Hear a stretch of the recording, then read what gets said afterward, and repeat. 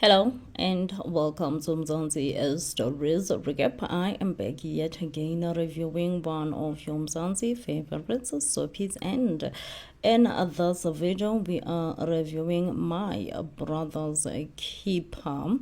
Now, a lot has happened on the previous episode. This is when we saw nqubeko catching his wife Unomsa right on the spot when she indeed confessed that she did spend a night with her ex in the same house. Now, nqubeko quickly lost his mind. He was unable to think, and he just did not even wait for an explanation for Nomsa to explain exactly what does she mean when she's saying that she spends the night with her ex in the same room. She then drove straight to Undumiso, and Undumiso also is puzzled. He does not understand why his wife, or rather his brother, I'm sorry, why his brother is coming to see him in that hour of the night. But nqubeko does explain that he is from his house. He was with his wife. Dumiso is confused, is asking, no, what do you mean? Did your wife chase you out of the house? Why? What's made you or led her to chase you out of the house? Nqubeko says no, he was not chased out of the house. What actually happened is he walked in his house and he is his wife talking with her mother that she does not even want nqubeko to find out that she spends a night with her ex. This obviously made nqubeko so confused, and nqubeko decided to come and tell Ndumiso about it. Ndumiso is like, are you sure that you heard your wife saying that she slept with her ex? And this is the idea that nqubeko is taking this whole situation, saying, yes, I'm sure that's exactly what I heard. My wife and spends a night with her ex in Eastern Cape. Can you believe it? She drove all the way to Eastern Cape just so that she can spend the night with her ex. Of course, he feels the pain, he feels the pain. This is why they say men are fragile. Now trust, I believe that exactly that men are definitely fragile in that manner. Because Ndumiso was just like, hey, boo, firstly, it was Seleto was Ndumiso's wife, and now it's Nomsa, your wife. What is wrong with our wives, And you can tell that nqubeko is really hurt, Nqubeko goes into saying that truly you can never trust a woman. Women are not to be trusted. Like, I feel like we cannot trust each other then. Like, let's just conclude that we just cannot trust each other, because most of us women, we feel like we cannot trust men, right? And then men also feel like they cannot trust us. So maybe the right statement here is that we are all shady and we cannot trust each other. It's very funny how nqubeko's ego was easily bruised. Okay, it was bruised. It was brutally bruised, if you ask me, like brutally. Okay. And for me, that's just very funny. It's funny. Like, I find it's very ironically funny that he just rushes to his brother and come into conclusion as well that maybe this is what it means and this is what happened. Okay, so Undumiso being Undumiso, and I think because he's also coming from the place of, he understands betrayal from a woman, he understands how it feels for a woman to betray you. So he decided to drive, go straight to nqubeko's house and confront nqubeko's wife. The bravery, like, I found that very brave, that you can just legit decide to go and confront someone else's wife in that manner, especially in the manner that Ndumiso came with. So likely Ndumiso and Nomsa, they found each other on the driveway, and they just started talking to each other, and be like, oh, I can't believe that you did 1 2 3. I can't believe that you could betray my brother like that. Nomsa was like, not today, Sana. Not today, okay? You and your family have been saying things, have been mean to me, have been, but today is not the day that I'm gonna let you be mean to me. It's definitely not the day, okay? Unomsa is like, have you forgotten that just not so long ago, mshengu chased you out of the house and you were welcomed by me in my house. I was cooking for you, washing for you, taking care of you, okay? And Dumisa, it's just like all you women are the same. All you women are the same. Have no respect for your man. Firstly, it was Puseleto. Now Puseleto loved with her lover. Now it's you. It's you, and you have zero respect for my brother, okay? And they just got into it. They exchanged words, okay? Nomsa is like, you are nothing, you still stay with your parents. Ndumiso says the same thing, you are absolutely nothing. You had grade 8, I think, standard 8 is grade 8, I think.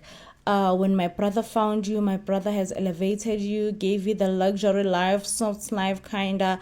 You experienced all that life through my brother. Beside that, you were never, ever, not in a million years gonna experience soft life. You knew soft life through my brother.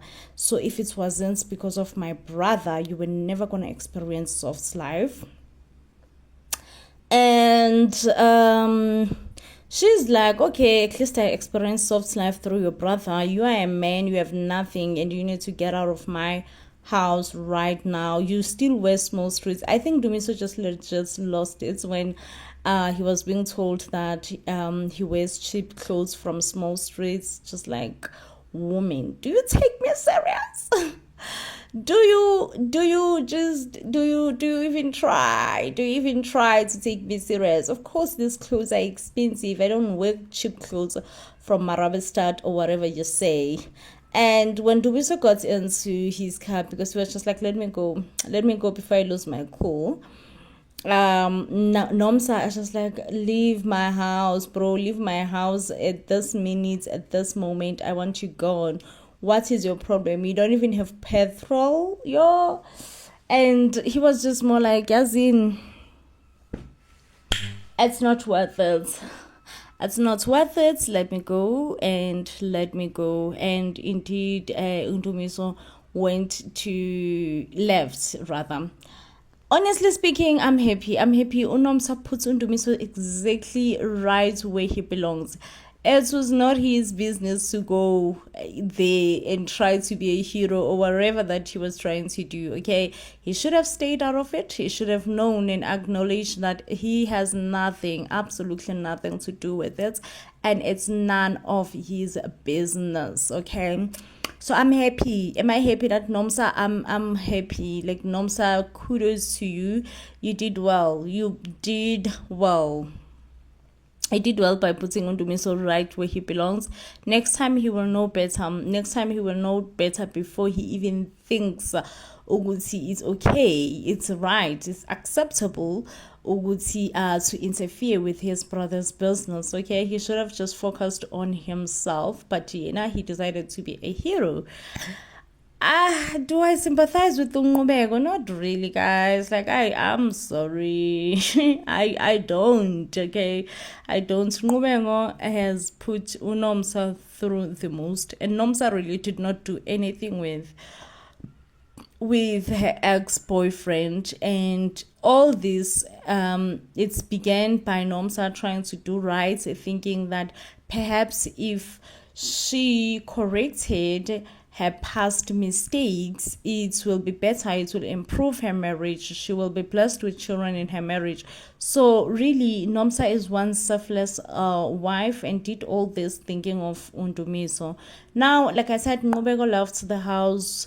Nomsa started just going crazy, not knowing where she could look for nqubeko and decided that she will go to Fakazile's house. So this tells me, by Nomsa deciding that, maybe she should go to Nqubeko's house to look for to Fakazile's house rather to look for Nqubeko. This tells me that uNomsa still considers and looks at uFakazile as sister wife. It means deep down uNomsa understands that uNqubeko and uFakazile will never separate, like completely separate from one another.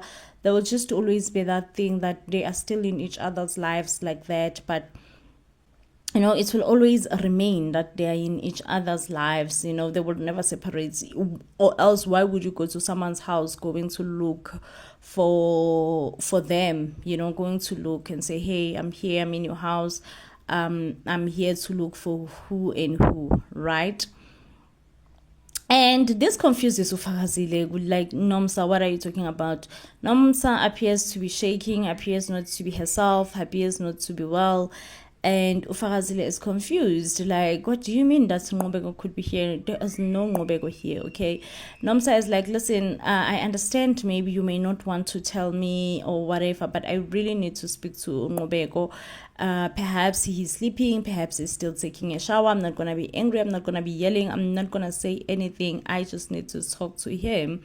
Fakazile is like, lalela sisi, I assure you, okay, they would not be Nqubeko in this house. If there was Nqubeko in this house, I was most probably going to tell you that there is Nqubeko in this house. So then now Fakazile asks, kwenzakalani sisi, are you okay, are you fine? uNomsa does admit ukuthi she messed up, she messed up big time, and she almost be honest, she almost told uNandipha what really is happening in her marriage. But then when Fakazile stood up and be like, no, yes, you can trust me, you can disclose what is happening in your marriage and all that, I guess she just decided to hold back and be like, no, you know what, it's fine. Just let's just find Nqubeko, let's Nqubeko be found. And if any chance you see Nqubeko, tell Nqubeko that I was here. Funny enough, Nqubeko also goes to Fakazile's office. Sana, at this point, I'm just like, okay, Fakazile, just be their therapist. Be their therapist, and I think that will save things. It will make a lot of difference if you just become their therapist, because there is no way that both those people are deciding to come to you to disclose the fact that their marriage is not going well. Just become their therapist, okay? At this point, it's justified. Be their therapist. Nqubeko is questioning his marriage. It's like he's unsure about his marriage. He's not even sure if he should still call it a marriage and all this. Drama Nqubeko, guys.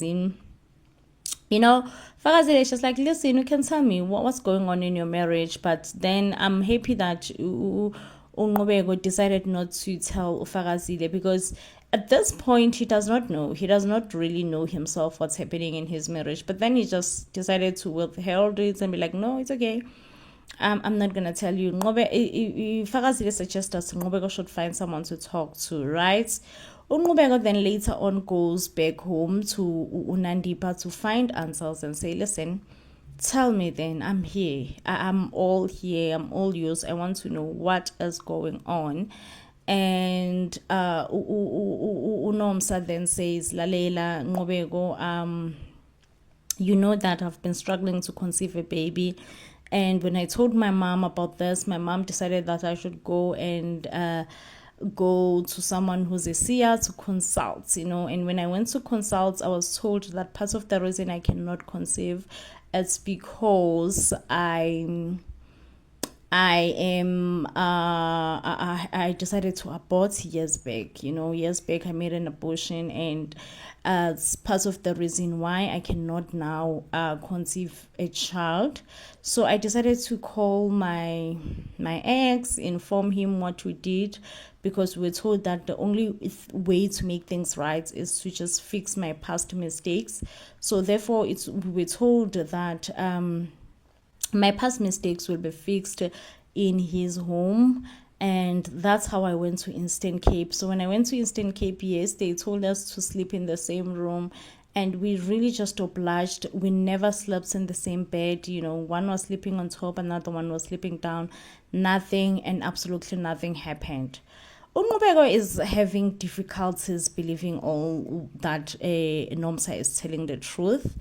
And at this point also, Sana, I don't know if Nomsa made the right call by telling Nqubeko exactly what has happened.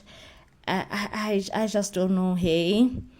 Now, on the other hand, the mshengus are having a meeting, everybody else have received the letter that Fagazile's new boyfriend have sent in the mshengus. And people are just looking at Nqubeko, are you honestly going to let your wife go? Nqubeko is like, that's not my wife anymore. We have separated a long time ago. We are just business partners right now, nothing more, okay? And they're going up and around, up and down, and Nqubeko was just like, honestly, even the letter is way unnecessary at this point. It's very much unnecessary. I don't see why the letter should go on. I don't see why we should be anything. They should just take Fagazile. If Fagazile wants to get married again, she have my go ahead, really.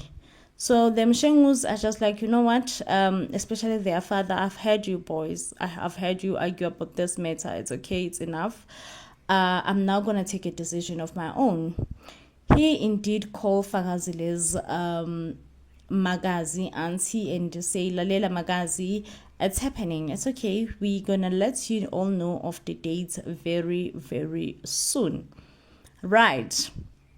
While else Fagazile is with her boyfriend, they are dead worried about this matter as well, not knowing what the mshengus will decide, And Ufagazile then receives a call from her auntie saying that, listen, the mshengus have gotten back to us and they are saying it's okay, it's fine, they are giving you all the go ahead, you can all get married, and they're going to give us the dates. Fagazile and her boyfriend celebrates this. Now, one thing that it's mshengu. Mshengu really strikes me not well, especially because he just easily, with no hesitation, agreed to the matter and was okay with the fact that Fagazile is about to get married. He's okay with that. He's okay with almost everything.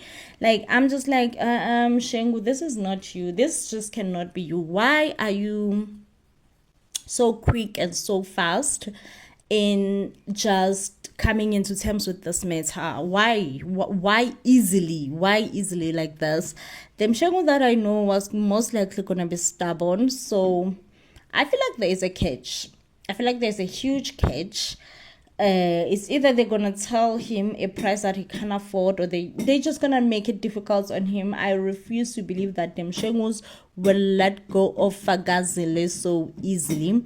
On the other hand, Nqubeko's marriage is falling apart, so it makes sense for Nqubeko and Fagazile to kiss and make up, because they are falling apart. This whole marriage ordeal is falling apart. Anyway, yeah, that definitely is the end of my review. If you do love and enjoy our reviews, you will give this video a huge thumbs up, and of course I will see you guys on the next one when I am bringing you more reviews. And until then, please do stay blessed, and I love you. Oh my gosh, guys, I almost closed off my video without telling you guys how I feel about mshengu. Like, I don't know, guys. Like, I don't know. I just don't. Mshengu does not strike me as someone who let go for Fagazile, guys. Like, he really doesn't. He's very much cliche and hangover to Fagazile, and loves and enjoy with the Fagazile being within and around the Mshengu family. What do you all think? What do you all think? Is this Lobola negotiation a thing? Is it happening? Mshengu is okay with it? Like, do you all see it happening? Because I don't. I really don't. I feel like there's a huge war that is about to just come. Okay? Anyway, please do stay blessed. And I love you guys so much. I will see you in the next one.